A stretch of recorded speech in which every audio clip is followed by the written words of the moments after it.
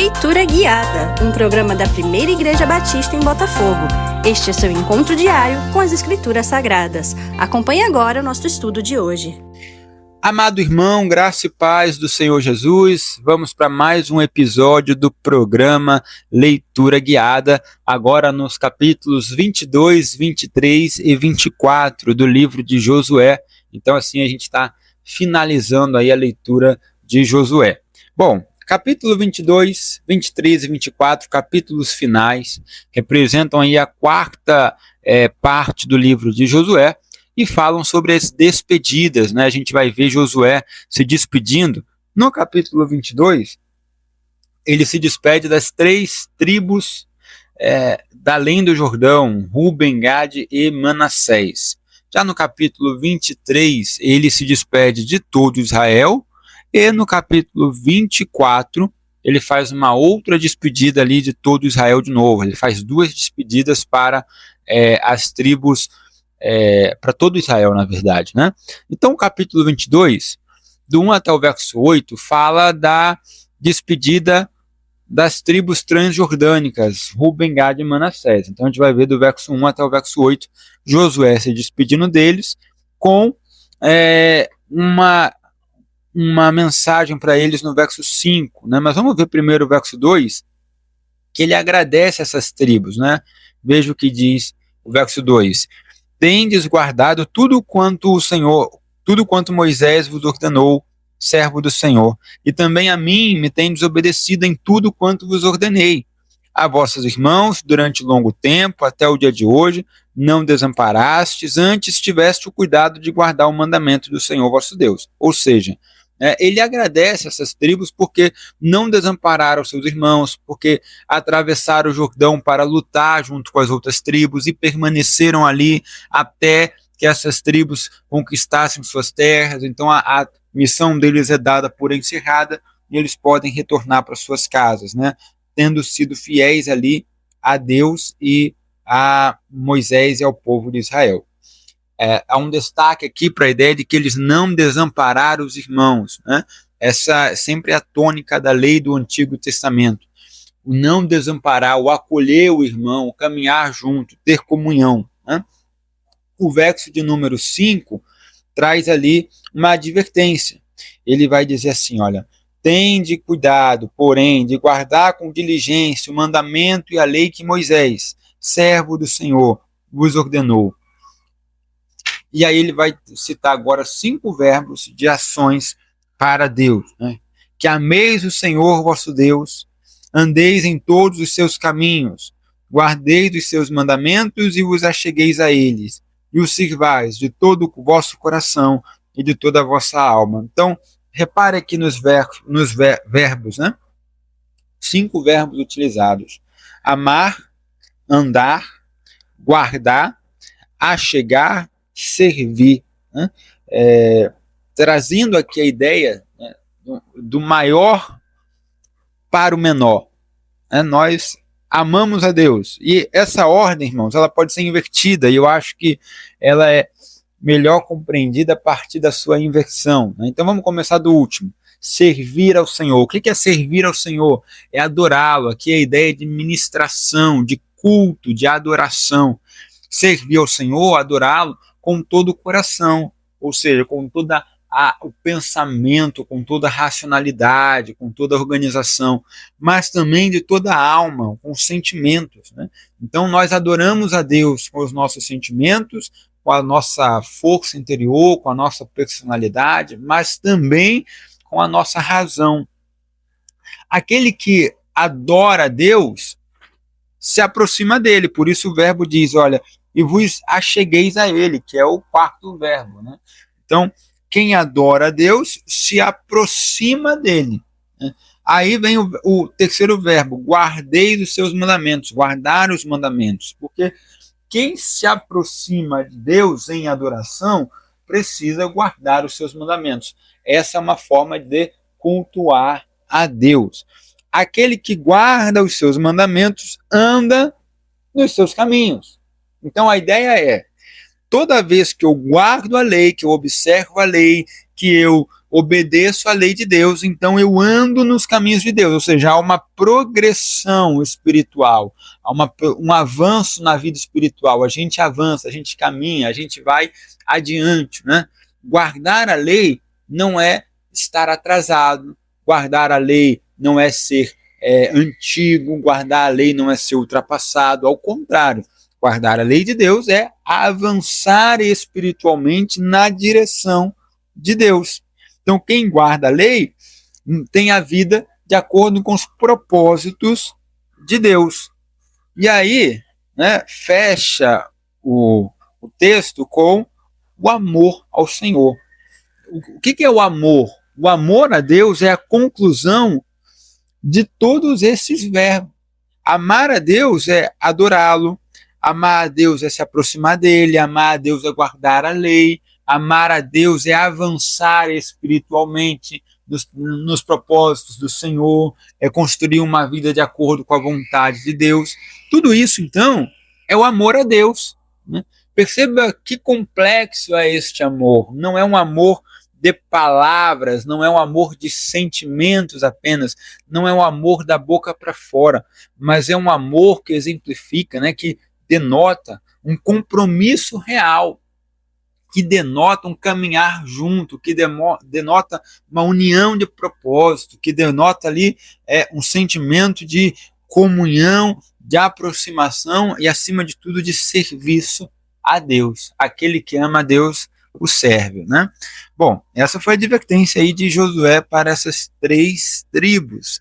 Em seguida, verso 6, Josué abençoa essas tribos, despede eles, e a bênção de José está lá no verso 8. E o verso 7 ele para fazer uma explicação, para relembrar que foi Moisés quem deu a terra ali, que distribuiu a terra para essas tribos.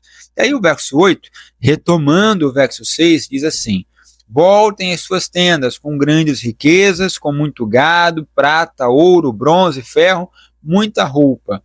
Reparta com os vossos irmãos o despojo dos vossos inimigos. Que irmãos são esses? Os irmãos que ficaram, porque só passaram para o outro lado do Jordão para lutar os guerreiros. Lembra que as mulheres, as crianças, os idosos, eles ficaram do outro lado do Jordão. Provavelmente também um grupo de soldados para proteger essas pessoas mais vulneráveis. Então, quando eles voltassem com tamanha riqueza, eles deveriam repartir com todos aqueles que ficaram. Aí do verso de número 9 até o verso de número 34, começa então um episódio distinto, uma divisão nesse capítulo 22, que é a crise de lealdade. Essa crise de lealdade, ela vai acontecer do verso 9 até o verso 12. A gente tem ali o episódio, o estopim da crise. Aí do verso 13 até o verso de número 20, a gente vai ver a acusação, as outras tribos acusando essas 3 tribos, né, de serem desleais para com Deus.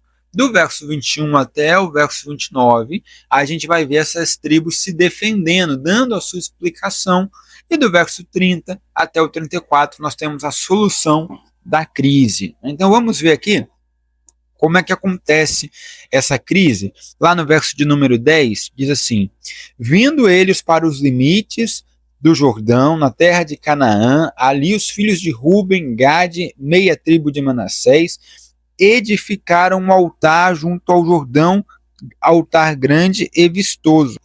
A ideia aqui desse altar grande e vistoso é que ele era imponente, ele poderia ser visto de qualquer margem do rio Jordão, seja do lado ocidental, seja do lado oriental. Mas ele foi construído do lado ocidental, então ele foi construído muito provavelmente entre a tribo de Benjamim e de Efraim. Ele é posto do outro lado, não na terra, né, dessas 3 tribos.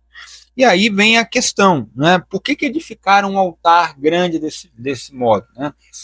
A princípio, os filhos de Israel, ou seja, as demais tribos, veja o verso de número 11, os filhos de Israel ouviram dizer, né, os filhos de Israel aqui representados pelas outras 9 tribos e meia, veja que eles são representados com uma expressão que denota comunhão, né? Então eles entendem que é um ato de divisão, que esse altar que foi construído ali próximo ao Jordão iria rivalizar com o tabernáculo do Senhor, que nesse momento estava em Siló. E aí poderia fragmentar a sociedade de Israel, poderia dividir as tribos, acabar com a união das tribos, né? E inclusive levar à idolatria, né? E veja no verso de número 12 que eles se reúnem para sair à batalha contra essas 3 tribos, porque essa idolatria, se eles são coniventes, se eles ficam calados, né, eles são cúmplices, e aí seriam também, com certeza, castigados por Deus por conta desse pecado. Detalhe que o autor do texto deixa em suspense o que de fato era esse altar, se havia culpa nessas tribos ou não. A princípio a gente vai lendo a história e vai entendendo que eles são culpados de idolatria, mas depois a gente vai ver um outro desfecho para esse texto. Do verso 13 até o verso de número 20, nós temos então a acusação, né? Veja, o verso 13 diz que aos filhos de Ruben, Gade e Manassés enviaram os filhos de Israel para a terra de Gileade, Finéias, filho de Eleazar, o sacerdote. Importantíssimo a menção a Finéias, porque Finéias era o cara ali da moralidade, ele é o guardião da moralidade. A gente vai lembrar que lá em Números, capítulo 25, por influência de Balaão, algumas pessoas do povo de Israel se relacionaram com mulheres moabitas, a tal ponto que um homem, né, lá no verso de número 6, de número 25, um homem dos filhos de Israel leva uma mulher na frente de todo o povo de Israel, inclusive de Moisés, e leva essa mulher para dentro da sua tenda para ter relações com elas ali na frente de todo o povo, ou seja, cometendo um pecado grave, né, de se relacionar com as mulheres cananeias. E aí é Finéias, né, quem vai lá e mata os dois, mata o homem israelita e a mulher moabita, né? Ou seja, a partir daquele momento, Finéias ele é tratado como defensor do zelo, da santidade, o defensor da moral, né?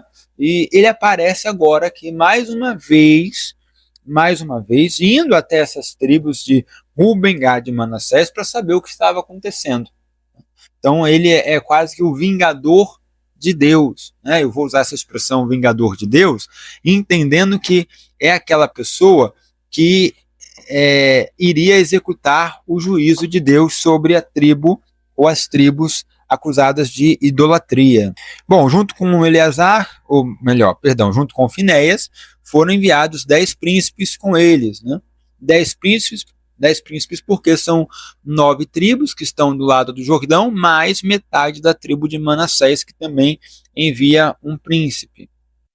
Por príncipe aqui, entendam, né, líder. Eles então vão questionar essas tribos lá no verso 16, dizendo assim: olha, que infidelidade é esta que cometestes contra o Deus de Israel, deixando hoje de seguir o Senhor, edificando um altar para vos rebelardes contra o Senhor. Então aqui você tem uma acusação sendo feita, né? Não é uma pergunta, não é uma pergunta assim, num sentido bem pacífico, né? Não. É uma acusação, é uma incriminação que ele já tem em vista, né? Isso porque a gravidade do pecado poderia ser tamanha, né, que eles estão tratando aqui com bastante zelo. Mas perceba a seriedade que é tratado essa possível idolatria. E o texto nos leva a crer, a partir da ótica aqui do leitor, de que de fato essas tribos estavam erradas, né, de que de fato eles eram idólatras, né? Então a gente vai lendo o texto, vai extraindo essa conclusão. No verso 17, Finéias retoma lá o acontecimento de Números 25. Veja, acaso não nos bastou a iniquidade de Peor, de que até hoje não estamos ainda purificados, posto que houve praga na congregação do Senhor? Veja que ideia interessante, né?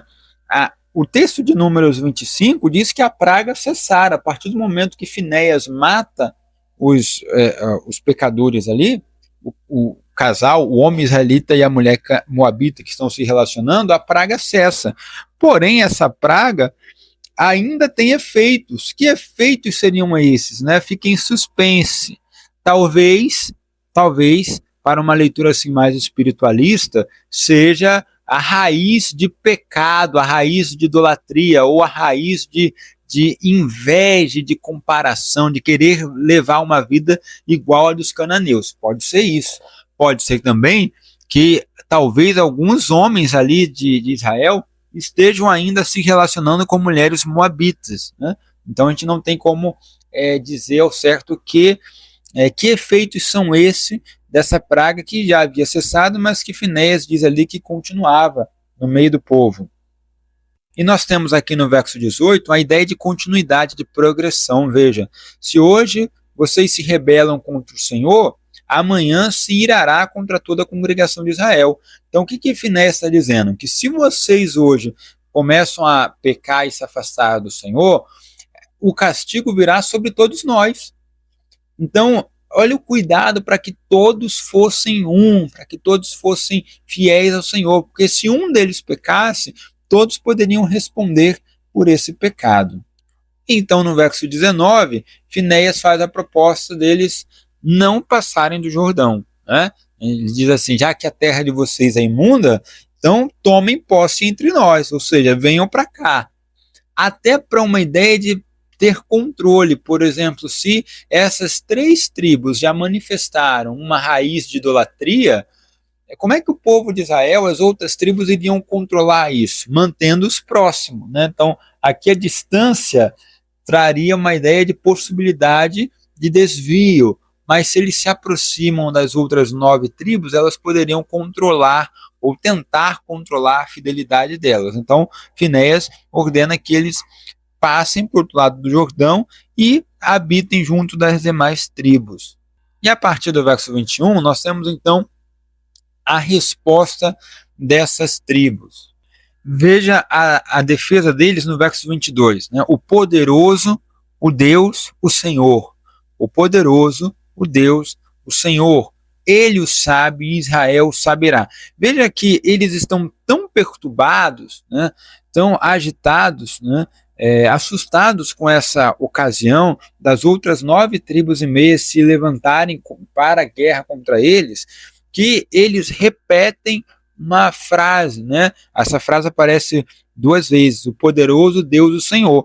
E uma frase composta de 3 termos usados para Deus, que aqui seriam El, né, o Deus, Elohim, aliás, El significaria Deus, né, ou poderoso, na verdade, a tradução aqui toma como poderoso, Elohim, Deus, ou Senhor, e Yahvé, né, que seria o Senhor. Então, El, Elohim e Yahvé, o poderoso Deus, o Senhor. E eles repetem isso porque eles estão ali transtornados. E eles colocam a ideia no saber, ou seja, na onisciência de Deus. Veja, Deus sabe, o Senhor sabe. E Israel saberá, porque quando eles se defenderem, eles vão mostrar que eles estão certos, né? Então eles estão ali apelando para a sabedoria de Deus. Israel saberá o quê? Se foi em rebeldia ou não, ou por infidelidade contra o Senhor, hoje não nos preserveis. Então perceba que eles também se colocam assim, aptos, prontos para o julgamento. Eles falam que se foi por infidelidade contra o Senhor, não nos preservem. Estão prontos a aceitar o castigo, mas eles sabem da inocência deles, né? Então, verso 23, eles continuam a explicação. Se edificamos altar para nos apartarmos do Senhor, ou para sobre ele oferecermos holocausto e oferta de manjares, ou sobre ele fazermos ofertas pacíficas, o Senhor mesmo de nós o demande. Então aqui seria o pecado, né? Se esse altar tivesse a utilidade de oferecer sacrifícios para Deus, o que não poderia, né? Deveria ser exclusividade ali do altar em Siló que estava no tabernáculo. O verso 24, então, eles continuam a explicação. Pelo contrário, fizemos por causa da seguinte preocupação: amanhã vossos filhos talvez dirão a nossos filhos: que tendes vocês com o Senhor, Deus de Israel? Pois o Senhor pôs o Jordão por limite entre nós e vós.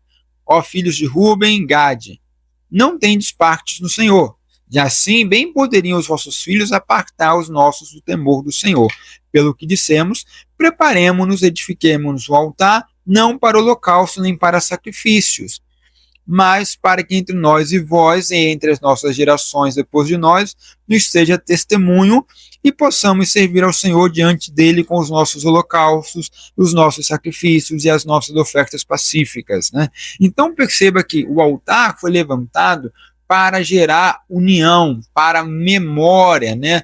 Para memória e testemunho de que existe uma comunhão e uma ligação entre essas tribos, porque o Jordão fazia uma separação natural entre elas.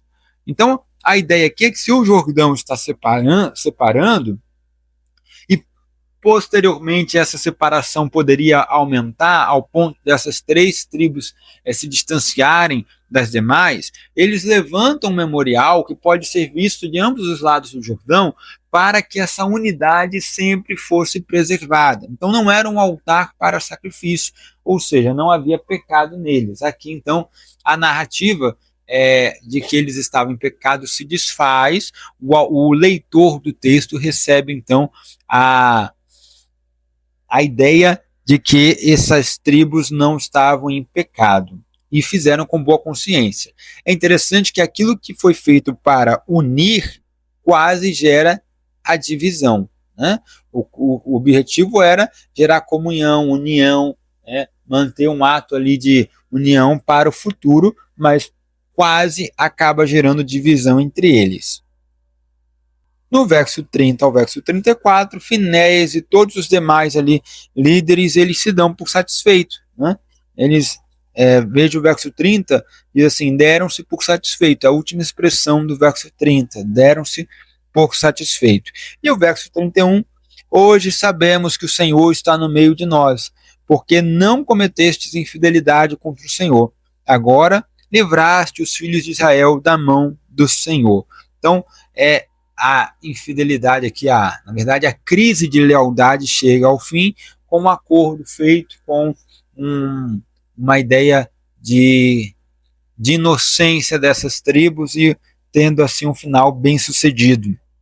E preparando o leitor, né, para os capítulos 23 e 24, em que Josué vai se despedir. Então, o capítulo de número 23 traz a ideia ali de repouso. Veja, passado muito tempo depois que o Senhor dera repouso a Israel de todos os seus inimigos em redor, e sendo Josué já velho e entrado em dias, ou seja, já tem algum tempo que não há batalhas, não há lutas em prol da terra, e que o povo de Israel já conquistou a terra de Canaã, já habita ali seguro em Canaã, né? Então Josué se vê pronto ali a se despedir. Ele chama todo Israel com seus anciãos, líderes, né, juízes e seus oficiais, ou seja, nesse primeiro momento ele se despede da liderança de Israel, que representa todo Israel, né, e ele vai relembrar ali o que aconteceu na sua caminhada com o Senhor. Muito parecido com o último discurso de Moisés, lá a partir de Deuteronômio, capítulo 26 e 27. Então veja o verso 3, né, as primeiras palavras ali de Josué.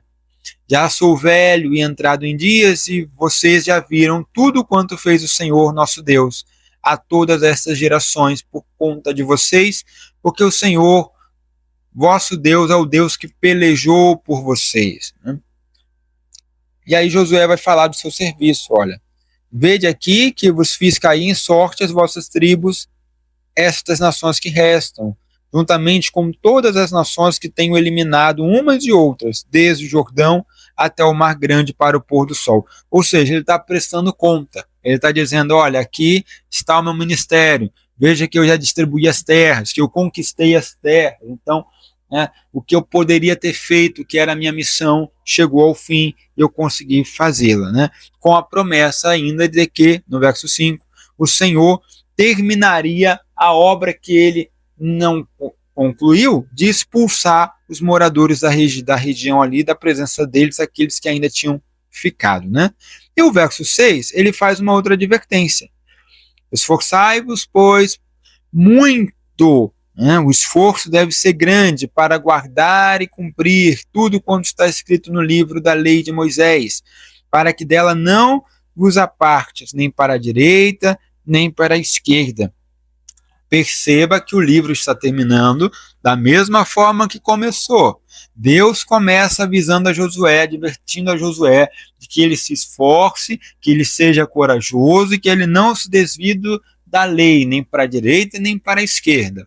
Josué aprendeu a lição, foi corajoso, foi fiel a Deus e conquistou a terra. Agora, ele, Josué, exorta o povo para que sejam esforçados e não se desviem, né, da lei de Deus. O verso 7. Para que não vos mistureis com estas nações que restaram entre vocês. Não façam menção dos nomes de seus deuses, nem por eles façam jurar, nem os sirvam, nem os adorem. Mas ao Senhor, seu Deus, vos apegareis como fizeste até o dia de hoje. Então, a advertência para ser fiel a Deus, né? E ele começa então a relembrar o passado, dizendo que o Senhor expulsou de diante deles as nações, e que um só dentre os israelitas perseguiu a 1000, né? Porque o Senhor ia adiante deles. O verso 11 reforça a advertência. Portanto, empenhai-vos em guardar a vossa alma para amar o Senhor vosso Deus. E aqui, irmãos, veja a advertência para a gente. Nós precisamos nos empenhar para amar ao Senhor. O amor a Deus, ele não é natural. A nossa natureza, ela é pecaminosa. Então ele vem de um esforço, ele é fruto de um esforço dedicado do homem em amar a Deus. Tá? Também é fruto da fé. Mas nós precisamos nos esforçar para manter este amor aceso no nosso coração. Né? E o verso 13 em diante, traz ali a ideia de que se o povo for infiel, Deus não vai lutar por eles. Né? E ele conclui seu discurso lá no verso 14, né, dizendo assim: vocês bem sabem de todo o vosso coração e toda a vossa alma que nenhuma só promessa caiu de todas as boas palavras que falou de vocês o Senhor, seu Deus. Todas vos sobrevieram, nenhuma delas falhou. Isso é maravilhoso. Josué dizendo a esse povo que nenhuma palavra, nenhuma promessa do Senhor deixou de ser cumprida. Ou seja, o Deus que cumpre promessas, o Deus que fala e cumpre e faz, o Deus maravilhoso que falou a respeito dessas tribos. Ele não falou sobre o mundo em geral, falou sobre eles, né? E nenhuma dessas palavras caiu. No verso 24, Josué se despede de todo o povo. Então, se no capítulo 24, ele se despede de todo o povo. Veja que o 23, ele chama os líderes de Israel, mas ele fala só para os líderes. No 24, verso 1, ele reúne o povo em Siquém, uma nova cidade, né, uma cidade que também foi importante no ministério de Josué. Ele reúne os anciãos, cabeças, os seus juízes, oficiais, mas veja o verso 2, ele vai falar para o povo. Então, o 23 é a despedida dos líderes. O 24, esses líderes ficam de testemunhas e ele vai se despedir do povo. E ele vai lembrar ali todo o discurso até, desde o Gênesis até ali o momento em que eles estão em Canaã. Então ele vai fazer menção a Terá, o pai de Abraão, ele vai fazer menção a Abraão, a Isaac, Jacó, Esaú, ao período no Egito, né? A saída do Egito cruzando o Mar Vermelho, enfim, até chegar, né, passando por Balaão, até chegar nos planícies de Moabe, né? E o verso 13, ele fala da bênção de Deus, veja: dei a terra em que não trabalharam, e cidades que não edificaram, e habitaram nela. Comeis das vinhas e dos olivais que não plantaste. Ou seja, a bênção de Deus vem sobre Israel sem esforço, né? Sem conquista humana, mas é uma herança, de novo, né? A posse da terra de Israel não é uma conquista, mas ela é uma herança. O verso 14 até o verso 25, ele vai renovar a aliança, né? Renovar a aliança com o povo. Veja que ele chama o povo ali, no verso 14, para servir ao Senhor com integridade, com fidelidade, deitando fora os deuses a qual serviram vossos pais, além do Eufrates no Egito. E o verso 15 tem aquela clássica frase, né? Veja: eu e minha casa serviremos ao Senhor. Josué então chama o povo, pedem para ser fiéis ao Senhor, e que se eles não estivessem comprometidos com isso, no entanto, ele, Josué e sua família estariam comprometidos com a causa do Senhor. Eu e minha casa serviremos ao Senhor. E o povo então se compromete, veja, verso 16, longe de nós abandonarmos o Senhor para servirmos a outros deuses, porque o Senhor é o nosso Deus, ele quem nos fez subir, a nós e a nossos pais da terra do Egito, da casa da servidão. Então, eles têm aqui o reconhecimento, né, pelo tudo aquilo que Deus fez por eles. No verso 21, eles dizem a Josué de novo, não, antes serviremos ao Senhor, porque Josué incita de novo o povo, adverte de novo o povo, do verso 19 ao 20, falando sobre o caráter desse Deus, que esse Deus é um Deus zeloso, que se esse povo fosse infiel, Deus iria castigá-los, mas mesmo assim o povo decide então seguir a esse Deus, né?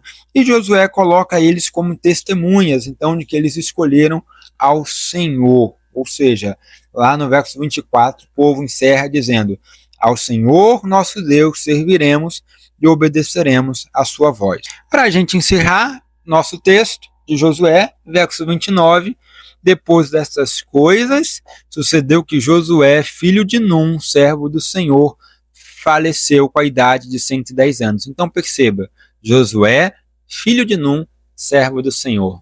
Aqui, Josué é reconhecido como servo do Senhor. Durante todo o texto de Josué, somente Moisés foi chamado de servo do Senhor. E Josué foi chamado de filho de Num.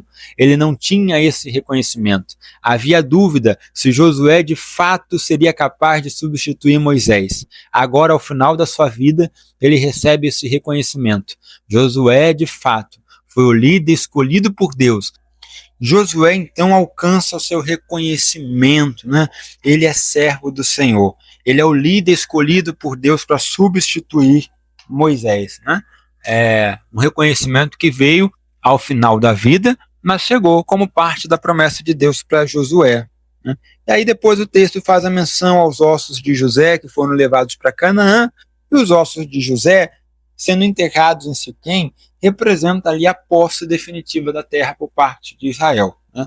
Então, irmãos, fechamos o livro de Josué, um livro maravilhoso, é um livro que fala sobre fé, que fala sobre conquista, que fala sobre servir ao Senhor com fidelidade. A gente precisa voltar ao verso 15 do capítulo 24, que diz, eu e minha casa serviremos ao Senhor, e colocar isso como um propósito de vida. Qual é o nosso propósito de vida? É que nós, a nossa casa, a nossa família, possamos servir ao Senhor, ser fiéis ao Senhor, em meio a um mundo de infidelidade, em meio ao mundo que é como Canaã, um mundo infiel. A nossa família, a nossa casa, o nosso compromisso não é com o mundo, não é com Canaã, não é com as práticas culturais ou as práticas religiosas de Canaã, mas o nosso compromisso é com Deus, é servir e adorar ao único e verdadeiro Deus, o Deus que batalha pelos seus filhos e o Deus cuja palavra, nenhuma palavra deixou de se cumprir, nenhuma promessa deixou de ser realizada. Deus que promete e faz. Então esse é o nosso propósito, é para isso que o livro de Josué nos chama, a sermos fiéis ao Senhor em meio a um mundo infiel. Que Deus abençoe sua vida. Nós fechamos mais um livro, agora vamos para o livro de Juízes a partir de amanhã. Um grande abraço e até o livro de Juízes.